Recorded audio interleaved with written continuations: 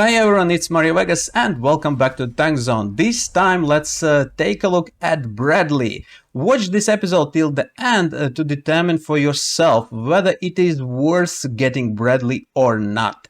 First thing that we noticed going into Vehicles Dealer's tab is that Bradley is kind of dead-end vehicle in this row. Kind of, because of course by completing its upgrade you get tier 9 unlock token that you can use to unlock other corresponding vehicles. Okay, kind of common sense. If you want all of these vehicles, then from where comes that question, right?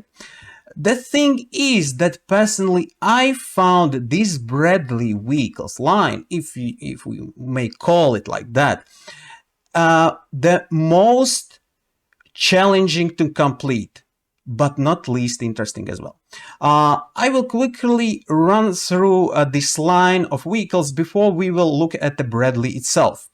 This line features such cool vehicles as a legendary M113, great vehicle for tank destroyer and mechanized infantry lovers. Great vehicle with much more pros than cons.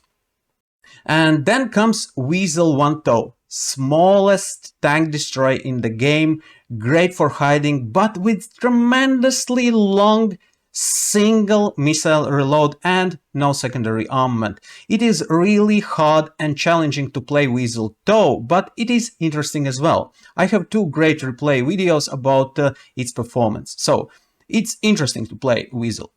And then comes the hardest vehicle I have ever played in my life. Sphinxfire. 2 missiles, long reload, and on top of that, no turret. So basically to aim and productively shoot, you must turn whole hull. Oh my god, it is so hard to play Sphinxfire, personally for me. And the only thing that compensates it is that you can launch missiles over the protective cover, sticking out only a small bit of a launcher. And then comes Warrior Milan. It is kind of a bit sluggish, and if you fit it with ERA, then its increasing dimensions makes it a bit clumsy in confined spaces like streets with destroyed tanks and all that kind of rubbish.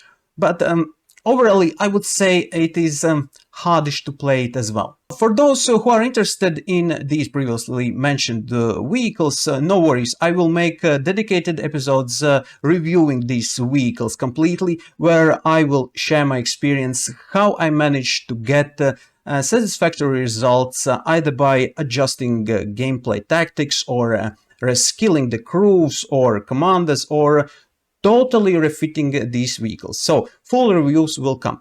But now let's turn our attention to today's star, Bradley AFV, Tier 8 American AFV. When I started to grind it, it was disappointing.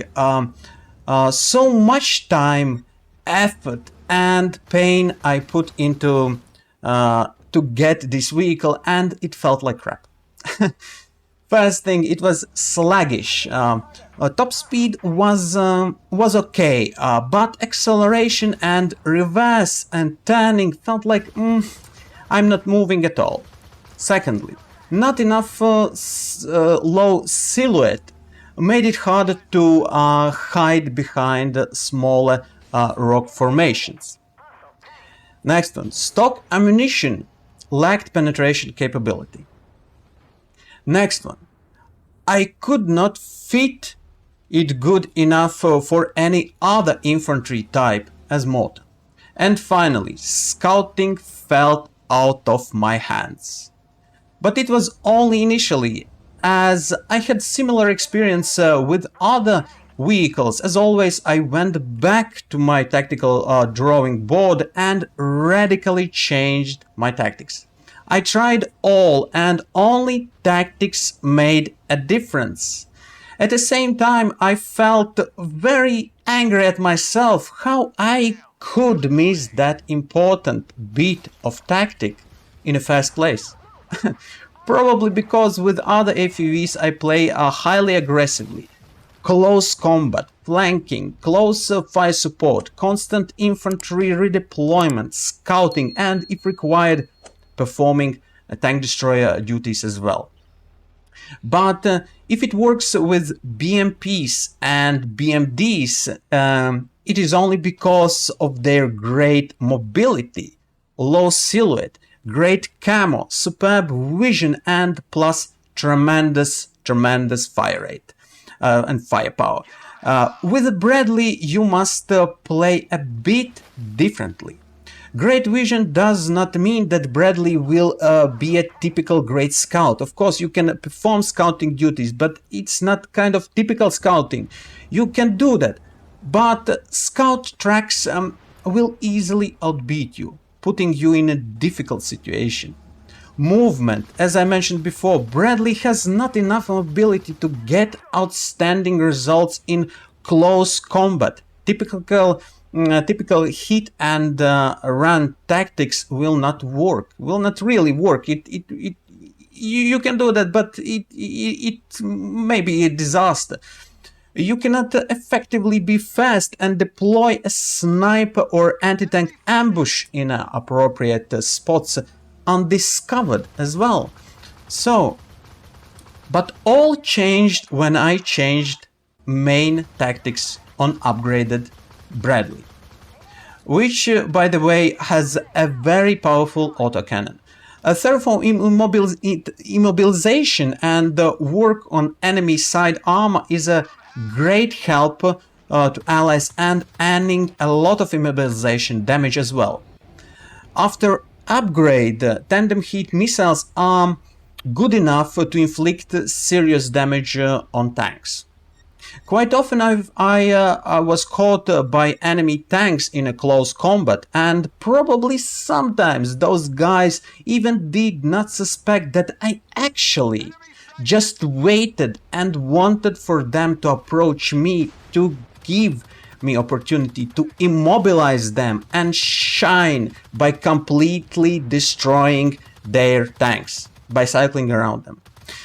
But the main key to success with Bradley was achieved by simply keeping a distance, playing as medium-range fire support, sticking to mortar infantry, and if performing spotting duty, then only from concealed position without any fire.